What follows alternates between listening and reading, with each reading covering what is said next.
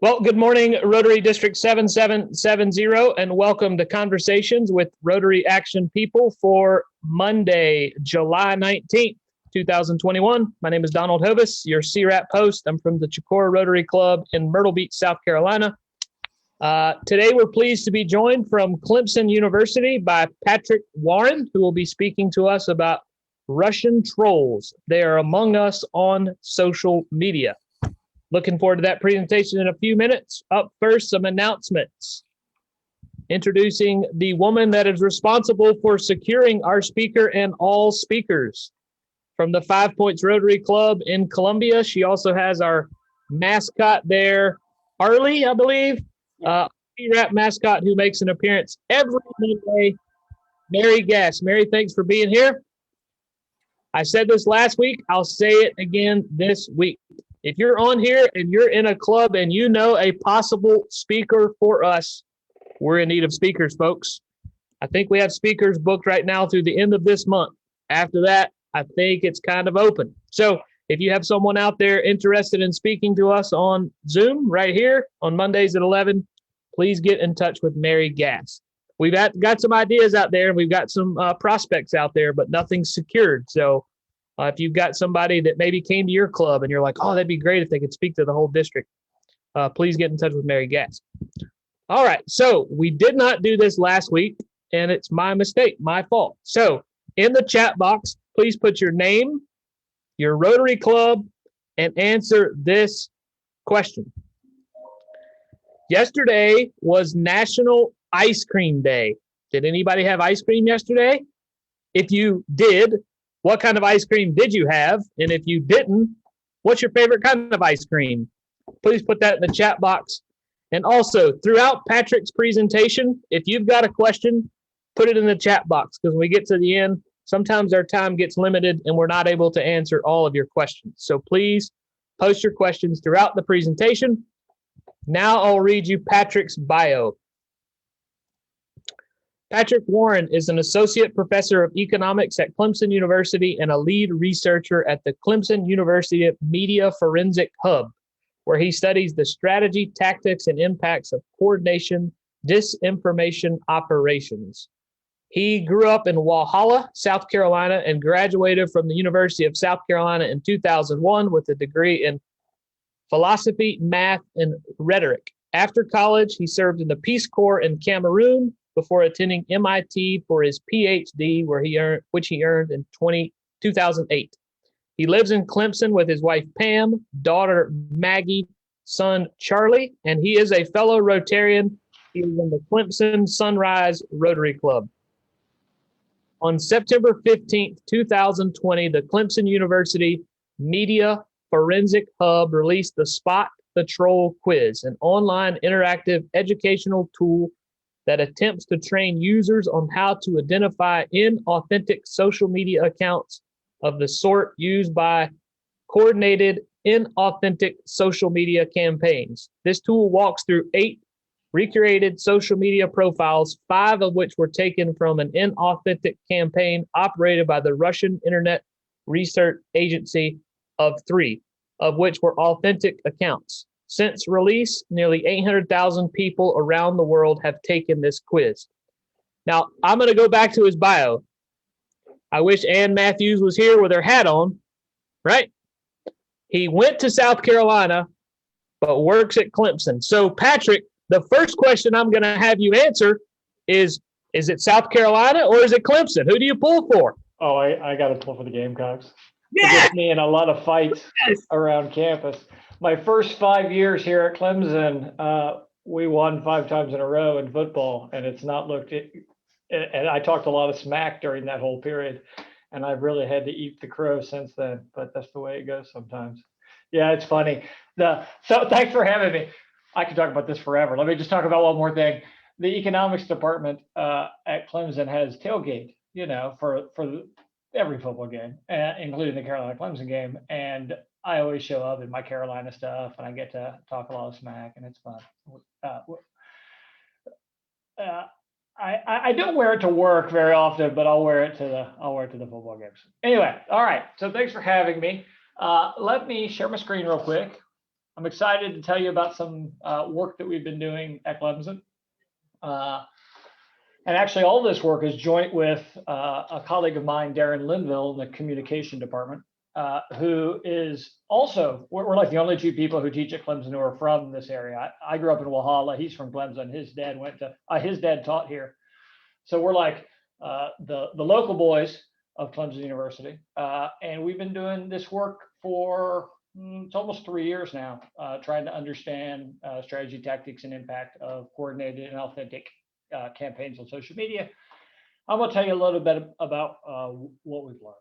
So, see those tiger paws? Those are professional tiger paws, not personal tiger paws.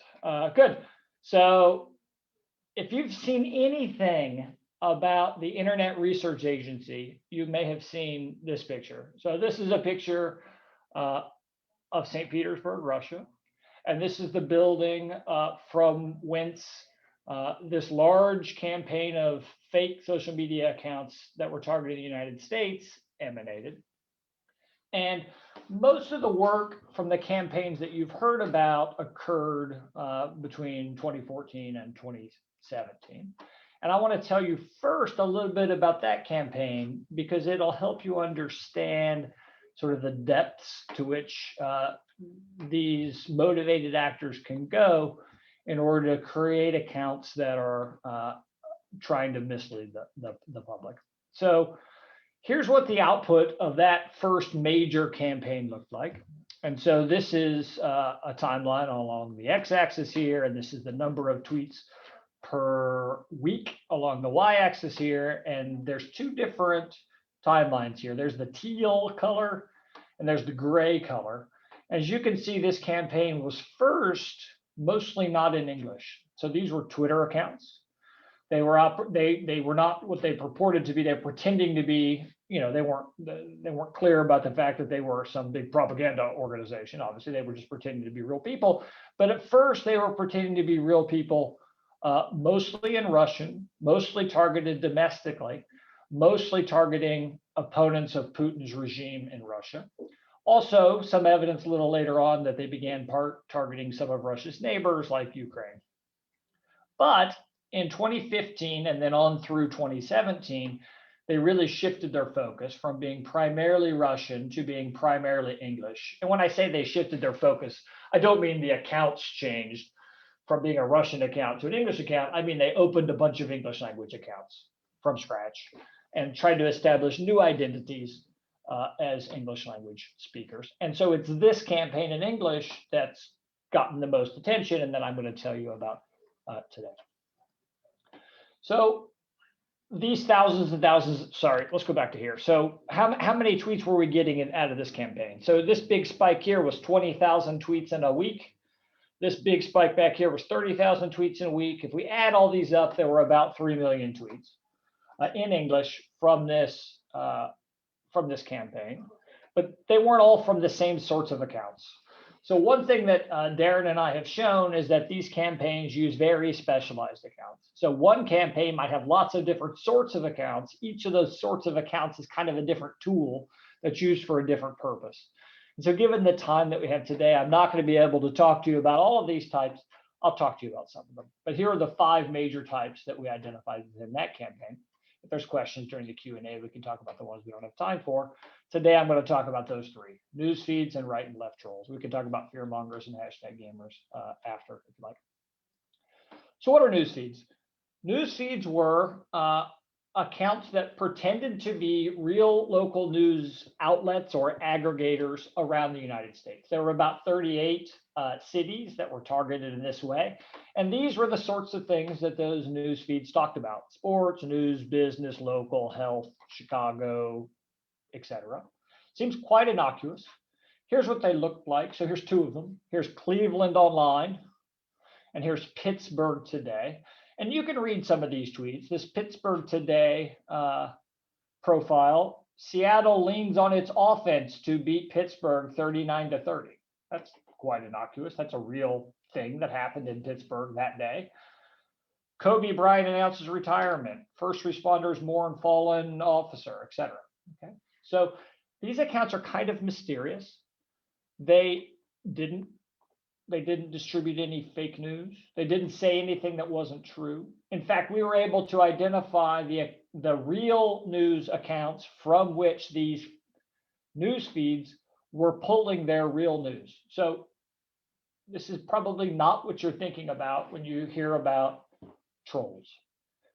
This isn't fake. This isn't made up. Everything that these guys say is real. The only thing that's not real is the accounts. They are not really from Pittsburgh. They are not really from Cleveland.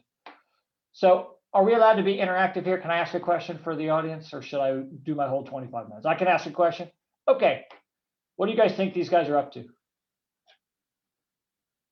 They're just trying to gain your thinking that they're legitimate. So you'll just continue to follow them. And then when they start posting stuff that's a little off kilter, then you'll say, well, I guess that might be true since you've had true statements. So they're trying to establish a reputation. If they start putting outlandish things, then people are going to sort of cop to the fact that they're outlandish and will stop following them. That's good. That's definitely part of what they were up to. So this idea that they're sort of seeding this reputation and they're going to use it later.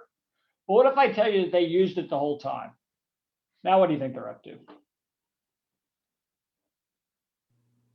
Hard to say. I'll give you a hint.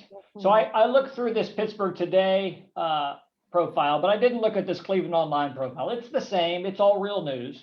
But you'll notice this very top one is pinned. On Twitter, you can pin a tweet. And what it means to pin a tweet is whenever someone comes to your profile, they're going to see that tweet first. As you can see, the pinned tweet here, I don't know if you can read it, depends on how close you are. A year and a day ago, 12-year-old Tamir Rice was shot by Cleveland police as he was playing in a park with a toy gun. So is that true? It's true. That's real news. That's something that really happened in Cleveland. Why do you think they pinned this to the top of their profile? Reminder.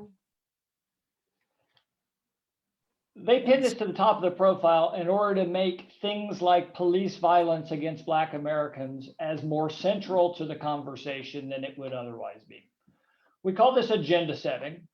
The idea is that they're going to present the real world, but they're going to present a version of the real world that brings the news that they want to be central to the conversation to the middle of the conversation.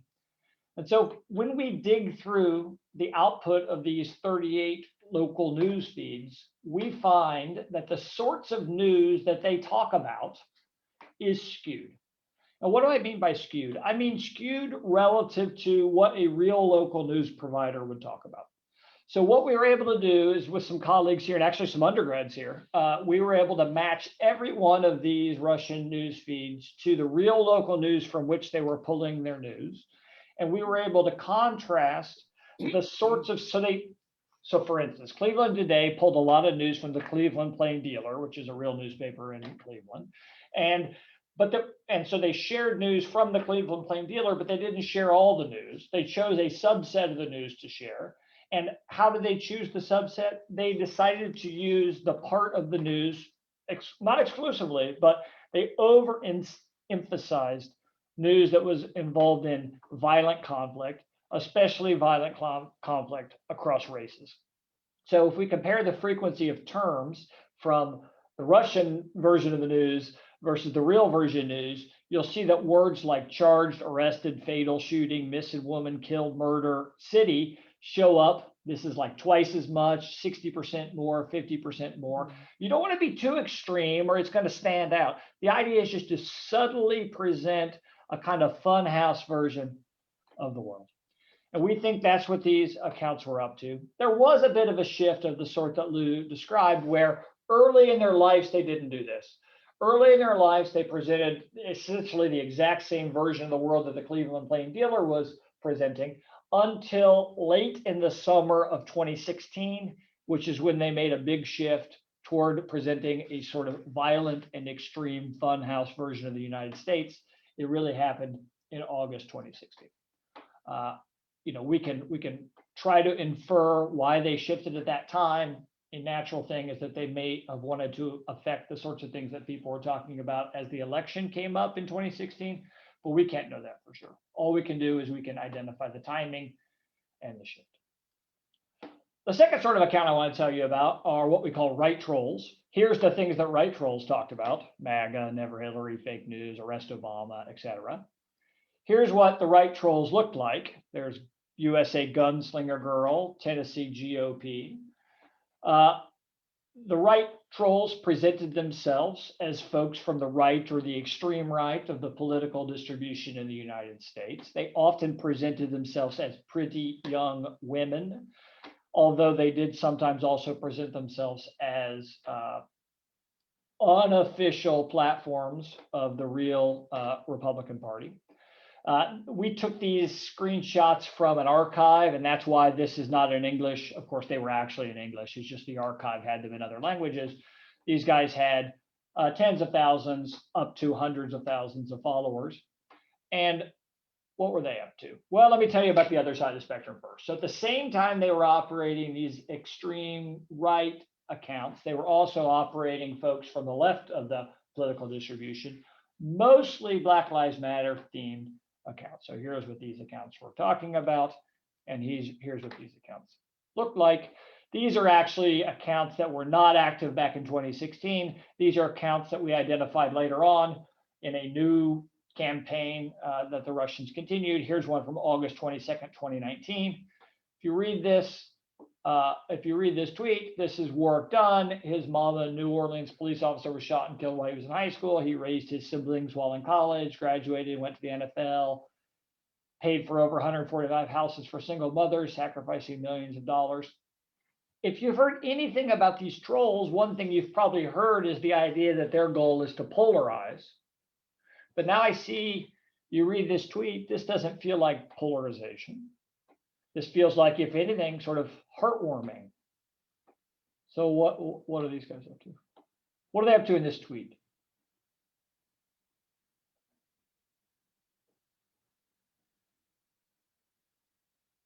This is not to tear us apart. It's not what it sounds like anyway. Any idea? It sound valid. I'm sorry? It makes it sound valid. It's trying to take you in. Yeah, trying to pull you in, and not just pull you in, but try to get you to share their message. Not because they care about this message, but if you retweet it 60,000 times and you get 280,000 likes, then who gets those retweets and likes? I Am Tyra Jackson gets those retweets and likes. And when you retweet this tweet, you are sharing Tyra Jackson. And that's how Tyra Jackson ends up with tens of thousands, hundreds of thousands of followers. Polite Melanie won the Chicago Tribune Tweet of the Week contest on October 9th, 2018. And so she was shared not just all around social media, but also in the Chicago Tribune. Polite Melanie was from St. Petersburg. So these left trolls and right trolls, their first step, and the step that we're seeing here, this is relatively early in the life of Tyra Jackson, their first step is to introduce themselves and grow their following within an interest group that they're interested in influencing. And so Tyra Jackson needs to grow the account. She wants to go viral. She's going to share whatever goes viral. And actually, people like sharing, heartwarming things. And so they're going to start by sharing heartwarming things. Now, I've been showing you social media profiles, but these campaigns went way beyond social media. So here's Black Matters US. Black Matters US is not a real organization. I mean, Black Lives Matter is a real organization, but this particular version, Black Matters US, was operated out of St. Petersburg. They had a website, they had Facebook, they had Twitter, they had Instagram, they had Tumblr, they had a blog, they had a podcast. It was just a large, they organized protests. They organized protests in Charleston, South Carolina. This was like a multimedia conglomerate, Black Matters US, that the Russians created out of whole cloth. They tried to grow it, and then they used it to schedule. So I mentioned they scheduled a protest. Yeah, they scheduled the Black Matters US protest on one side of the street, and they scheduled a right-wing protest on the other side of the street for the same time at the same moment. Why? Well, I think they were hoping to get some conflict. Here's how the accounts worked. They basically went through 3 phases. They had this introductory phase. So what I'm showing you here is The yellow graph is replies. So this is when they go out and they talk to other people within that community. So what they did early in their lives is that they would do a good amount of replying. Later in their lives, they didn't do really any replying at all. So why is that? Well, I got to introduce myself to the community. The way I do that is that I find prominent members of the community I'm trying to interact with, and I start replying to their tweets in order to build my identity as a member of that community. Once I built that identity as a member of that community, then for a while, I go through this growth phase. The growth phase, I'm doing sort of half original content, half retweeting. So blue line here is retweeting external entities.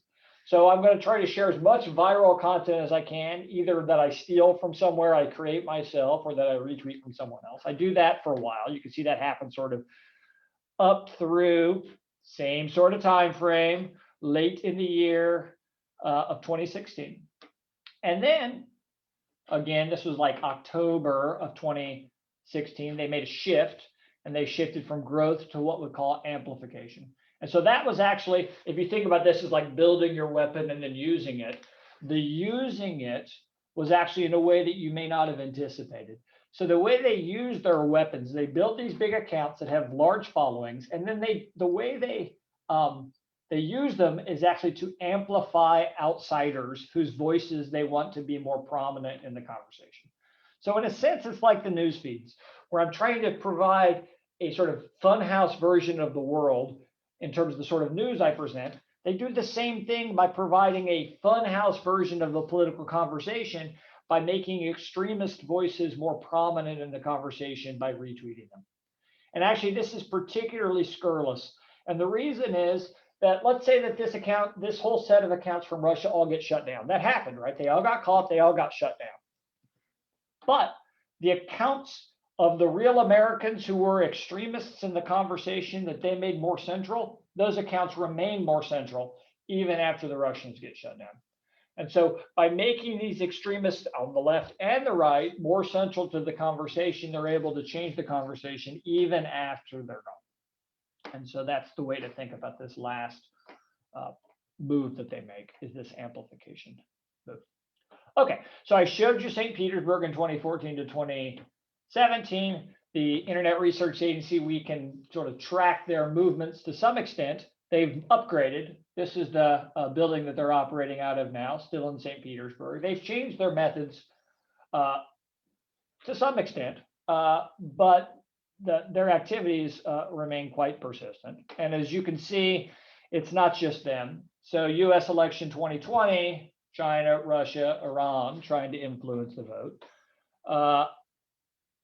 And many external actors have learned from the Russian playbook and tried to adopt it. So here's a website that might look familiar to you. Here's blmnews.com.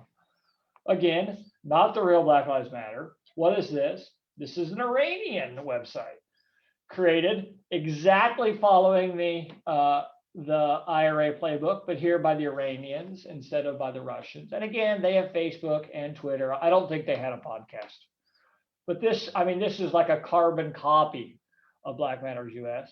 And again, what are they doing? I think they're trying to follow the same playbook, which is to infiltrate communities and then pull those communities apart.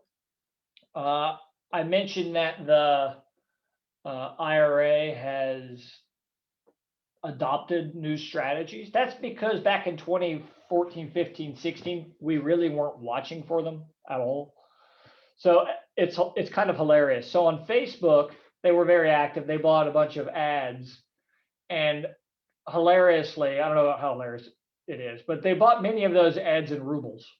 So we had this Black Lives Matter, this fake Black Lives Matter group that was purchasing ads to draw traffic to their page, and they were buying the ads in rubles. Okay, obviously they would get caught doing that today. And so they've had to adopt new practices. And so one of the practices that they've adopted is outsourcing. And so rather than produce their content in St. Petersburg, there's evidence that they've begun outsourcing content production to other nations. And specifically, they were outsourcing Black Lives Matter style messaging to Ghana and Nigeria. And so Darren and I worked with some folks at CNN back about a year ago now. We had identified one of these activities. They sent Clarissa Ward, their award-winning, excellent international journalist, to Ghana, and she confronted the guy that was running this. You should check out this story. It's kind of shocking the steps that they've taken to. But this is interesting because it sort of blurs some lines, right? So now, well, these folks from Ghana, they may be interested in Africa diaspora. Maybe this is their real authentic beliefs, but now they're being subsidized by the Russians. So how do we think about that? Is that legitimate political conversation? Is that an intelligence operation? It's hard to know how to evaluate that. So, okay, so what can we do about this, if anything? And so I want to mention three things that we can do, and I want to talk about how we can help on some of these. So the first is, one thing that we can do is to be careful of accounts, specifically accounts that play to our political biases. And what I mean by be careful, I mean, if an account shares a opinion or a funny joke or whatever that you agree with, realize that when you share that, you are sharing not just the funny joke, but also the account. And the account that you're sharing may not be an account that you want to share. You need to realize that when you hand your microphone to someone else by retweeting them, you don't know what they're going to do with that microphone later on. And you can't, there's some sense in which you can't even get it back. If I share an account and then some of my followers think that's funny, and so they follow that guy, I can't take that back. So we're used to asking this question of, is this thing that, you know, we're Rotarians, is it the truth? Maybe that's not quite enough, right? We have a four-way test. Is it the truth may not be enough. So the it in is it the truth, we got to be a little careful. It's not just about the message, but it's also about the messenger. Is the messenger the truth? We'll return to the four-way test in a minute. A second thing is that, what else can we do? I think that we can try to strengthen our democracy by investing in our institutions. So we've done some of that at Clemson. I'm going to talk a little bit about the things that we've done. But I think, you know, building understanding, a lot of things that Rotary is up to, I think, are even more valuable, or not about even more valuable, but continue to be of very high value today, especially many of our international programs. I think investing in educational, civic, international institutions is really important. And then the third thing we can do is something that you individually can do, and that is support high standards for yourself, your friends, your family. You know, double check before you share things. Ask your family to check before they share things. Bounce back at them. Just high standards. Politicians and policymakers, we need to hold them to high standards as well. If we can't let, well, it seemed true, be good enough. And then also platforms, media, and brands. Before this officially started, we were talking about what platforms we use. And I actually, after many sort of give and takes and thinking about the costs and benefits and whether I want to support things, I've actually deleted my account off a number of platforms. It's at some cost. Yeah, I miss family photos. But I gotta vote with my feet to some extent. And so one way to do that is to hold platforms to high standards. So how can we help? We can help with, we the Hub can help with maybe these two. And we'd love to talk more about how. So we've been investing in this Spot the Troll quiz that was mentioned in the intro. You should go check it out, www.spotthetroll.org. I think we're up to about 850,000 people who have taken it. Actually, from the initial launch last fall, the sort of people that have been taking it have changed. So at first it was just, you know, random people on the internet who found it. But lately what we've seen is that teachers have been using it a lot. So we see a lot of visitors from like Google Classroom, Blackboard, all these various platforms that people use. You know, during the pandemic, there were a lot of kids working from home. I think a lot of their teachers sent them to the quiz, which was not something we anticipated, and we're really excited to see that happening. So please come and take it. The other thing that we've been doing at the Hub has been trying to work on strengthening our institution. So we worked with the Commission on Presidential Debates during the debate to help monitor social media content. Not again, just for evidence of inauthentic behavior. There were some accounts actually that got shut down during the debates. These were Iranian accounts. We actually didn't see Russia involved in the last presidential debates really at all. Unlike the 2016 debates, where one of the account types that we didn't talk about, the hashtag gamers, were very active during the 2016 debates, trying to get certain topics trending on social media during the debates. We've done other sorts of investments at the hub as well, in terms of bringing together policymakers, bringing together journalists, help to train them. We talked about the tweet of the week, right? That one of those left trolls got their content in newspapers. Turns out that's one of the major goals. So if you look at the IRA, and we've had some interviews where we've talked to some people who worked at the Internet Research Agency, and one of the things that their bosses really loved is if they could get their content in the mainstream media. If they could get quoted in CNN or the New York Times or Fox News, that was a huge coup for them. And so helping journalists appreciate the idea that when I just share something off social media, I need to be really careful about that I'm sharing who I think I'm sharing. We've done a little training on that as well. And then the last little part here, I think you need to ask yourself with respect to your social media behavior and how you talk to your friends and families and coworkers and politicians about it. I think we really need to apply this four-way test to that behavior as well, right? Is it fair? Like, maybe it's true, but is it really fair, this thing that I'm sharing? Is this person being fair? Even if it's probably fair and probably the truth, is it helpful? Like, is this building good friendships to share this? Is it beneficial to everybody if I share this information? I think that we think about this a lot in our sort of community life, but I think it's really important we think about it in our social media life as well. We need to hold ourselves to just as high standard. In a sense, you can have often a bigger impact in terms of the number of people who see what you have to say in the social media world. If you're going to hold yourself to these standards in your daily conduct, you should probably hold yourself to these standards in your social media conduct as well. So I'm happy to take questions now or chat about any of the things that I talked about that were unclear. Patrick, thanks for your presentation. Very interesting information. I don't show any questions in the chat box. I will give folks a minute or so to post a question if they have one. And I'll just run through as we wait for questions to see if there's a unanimous ice cream choice here. Strawberry, chocolate chunk, brownie batter, key lime, mint chip, butter pecan, vanilla, pistachio, vanilla, peach, almond praline, strawberry. So there's a second vote for strawberry. I think we've got 2 for vanilla.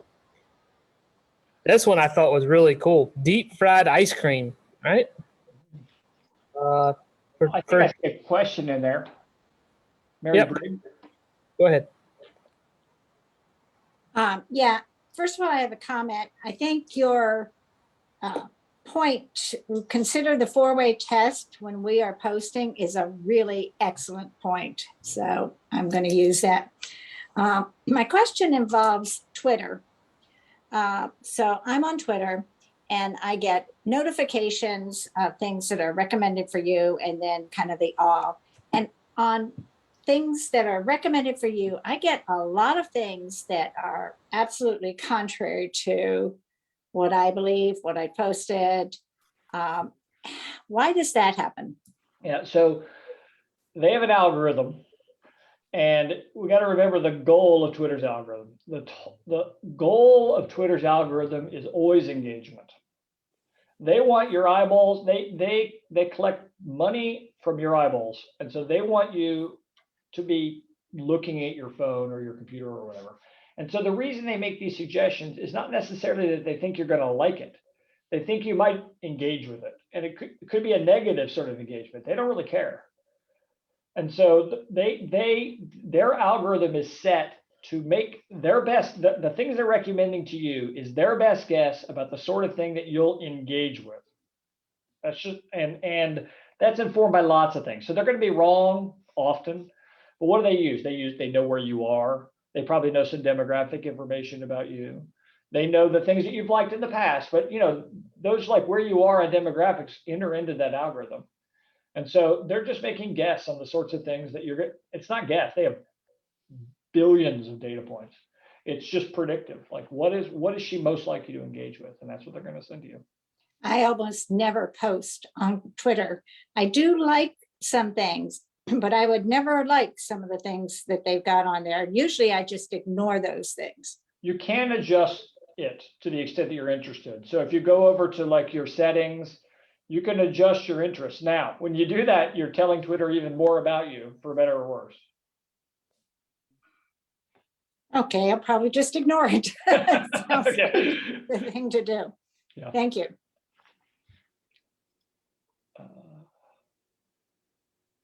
Good. Let's see. There was a question about, are they more active on Twitter or Facebook? So that's a great question.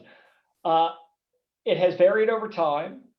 And I'm telling you about Twitter primarily, and most researchers will tell you about Twitter primarily, because Twitter has been by far the most transparent of the major platforms. So I have Twitter data, and that's why I can tell you a lot about Twitter. We know way less about the strategy, tactics, and impact of coordinated disinformation operations on Facebook. We know that they were very active on Facebook. Actually, the original IRA, the most engagement they got was on Instagram. Instagram was the #1 platform for people, sharing the content that the Internet Research Agency produced. And I can tell you nothing really about how they acted on Instagram, because Facebook has been very closed-mouthed about those data. We continue to talk with the folks at Facebook. The Ghanaian trolls that I mentioned, they were very active on Instagram. We'd worked with Facebook to shut them down, but we've been trying to really push them to be more transparent with those data, and they have shown no interest in doing it. Good. Emails and text. Email, you should never share anything. Sorry, I don't know the question about emails or text. Email is the least secure medium of conversation that exists. Never share anything sensitive. It's the easiest to spoof of all mediums of conversation. So never trust with a high degree of certainty anything you receive in email. Email was made for a network where scientists were communicating with each other, and they all kind of knew each other. And there's just it is not real. I mean, like, don't rely on it. Don't rely on the authenticity of email ever, or the security of email ever. The trolls did email some. They did text some. In the last election, there were some weird. Okay, so one of the last type that I didn't talk about was the fearmongers, and the fearmongers were active very early in the campaign. And what they did is that they tried to create panic with fake natural disasters. And that involved actually emails, SMS texts, fake Wikipedia profiles. They faked a chemical spill in Louisiana, but this was like back in 2015. Back in 2015, that was totally ineffectual. They basically everyone just sort of turned on the local news and were like, well, they would be reporting on this if this were real. And so it was totally ineffectual when targeting the US. They also did it targeting the Ukraine. When they did it targeting the Ukraine, it was much more effective because people had less trust in the real local news in Ukraine than they did in the US in 2015. If you did this about COVID now, I think they might have more success. Patrick, I'm going to call on Ann Walker. She's got her hand raised. Ann, come off of mute. You have a question? Yes, Patrick, thank you so much. I have a question.